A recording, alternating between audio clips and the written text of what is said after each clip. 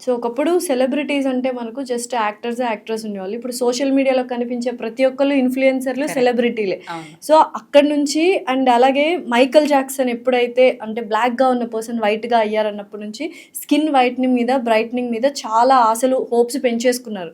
So 100% అవుతాయి. ఇప్పుడు ఆయనంటే ఎన్నో కోట్లు ఖర్చు పెట్టుంటాడు దానికోసం, ఆ ట్రీట్మెంట్ కోసము.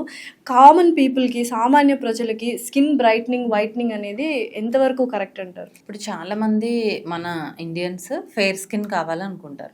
అందులో మెయిన్ రీజన్ ఏంటి అంటే ఫెయిర్ స్కిన్ ఉంటే మనం బాగుంటాము అని వాళ్ళు అనుకోవడం, ప్లస్ ఈ సెలబ్రిటీస్ని స్క్రీన్ పైన చూసి మన స్కిన్ కూడా అలా అయితే బాగుంటుంది అనుకోవడం, కొన్ని వాళ్ళు పెట్టిన పోస్టులు చూసి వీళ్ళు ఈ ట్రీట్మెంట్ చేసుకుంటే ఫెయిర్ అవుతున్నారు, మనం కూడా చేసుకుందాం అని ఇలా డిఫరెంట్ కేటగిరీస్ ఉన్నారు. బట్ రియల్ ఫ్యాక్ట్ ఏంటి అంటే మనది ఏదైతే ఒరిజినల్ స్కిన్ ఉంటుందో దాన్ని టోన్ ఇంప్రూవ్ చేసుకోవచ్చు, టెక్స్చర్ ఇంప్రూవ్ చేసుకోవచ్చు, బట్ నాట్ ద కలర్.